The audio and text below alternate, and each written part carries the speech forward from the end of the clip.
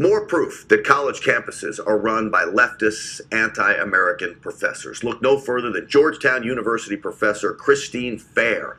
During the Kavanaugh hearings, this professor went on a profanity-laced rant about the GOP and white men on the committee. She wrapped up her Twitter tantrum wishing death on all the Republicans on the committee in a tweet writing this: "Look at this chorus of entitled white men justifying a serial rapist's arrogant entitlement. All of them deserve miserable deaths while feminists laugh as they take their last gasps. Bonus, we castrate their corpses and feed them to swine." Yes, that from a university professor that is teaching our children? Is that who you want teaching? I don't care if you're the biggest liberal in America. Do you really want someone who's advocating for all of us to be castrated, white Republican males, and then fed to pigs? My Lord, it's absolutely disgusting behavior. I simply want a professor or teacher to lead by example. My hope is they leave politics out of it. Or if you run a discussion, let everybody have their say.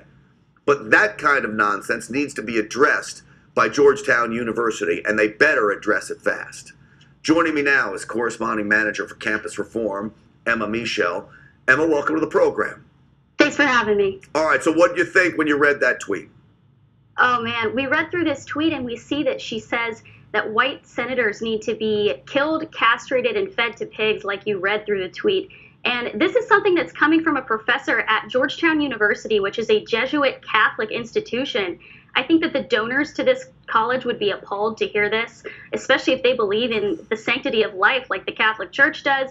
And this is something that we have seen time and time again on campuses. At the Leadership Institute's campus reform, we've reported on instances of professors saying these really egregious things. Like there was a professor in California who said that she was glad the witch has died when Barbara Bush passed away. And it's not just unacceptable to say these things, and it's not just crossing a social boundary that we have, saying that your political opponents should be killed, but it's actually something that could borderline be incitement. I'm not sure exactly what the legal ramifications of that would be, but I think it's important to pay attention. We've seen in the past week, we've seen Ted Cruz run out of a restaurant. We've seen Maxine Waters calling for violence against Trump's cabinet members. And we've also seen in the last year, just a little over a year ago, Steve Scalise was targeted by a gunman who had made a rant like this about him on Facebook.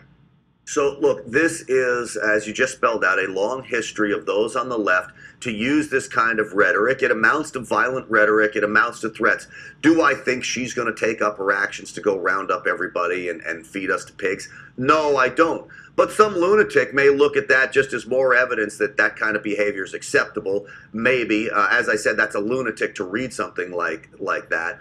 But when you look at what she does here, it does go back into the history of what's going on, certainly on our college campuses. You're a recent grad. Did you see that yourself firsthand in school? Yes. I mean, I actually am from Portland, Oregon, so I'm no stranger when it comes to protest and this vigilante persona that these leftist people put on. And essentially what they believe is that if they think they hold the moral high ground, they think that they're above the law. So they'll say, we need to call for senators to be killed. They'll go smash out windows and they'll cause protests and punch people. And it's really unfortunate that the left has gone this route because it's very destructive to our society. But also it's a rush to just basically saying that people are guilty without any evidence. And we're seeing, just like we saw at UVA, I'm sure you remember this, but the alleged gang rape case at UVA, and all of those fraternity members whose lives were destroyed by this fake Rolling Stone story with no evidence, rushing to say that people should be killed or rushing to say that people are guilty even is a really dangerous thing, and it's something that we need to be cautious of. And also, this teacher is teaching students at the School of Security Studies at Georgetown, which we've had some serious big names graduate from that school. We've had a president graduate from there, 15 congressmen, 74 ambassadors, and the current Secretary of Homeland Security. Yeah, I think it just shows the difference between conservatives and liberals on a whole. First off, I would love for Dianne Feinstein and Dickie Blumenthal and Chuck Schumer to all be voted out of office.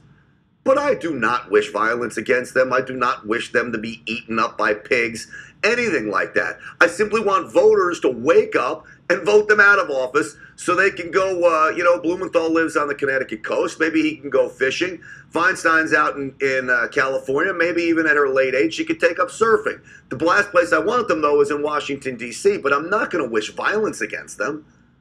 No, and I think that's the clear divide we see here between the right and the left, especially now, especially since the 2016 election.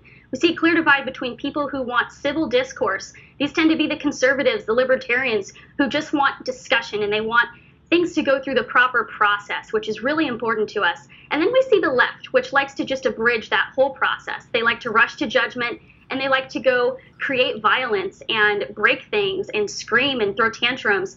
And I think that it's really important to keep an eye on what's going on in the classroom, because if our professors are behaving this way and they're teaching their students to behave this way, we're going to have a real problem on our hands when these people graduate and enter the workforce. Yeah, you better believe it.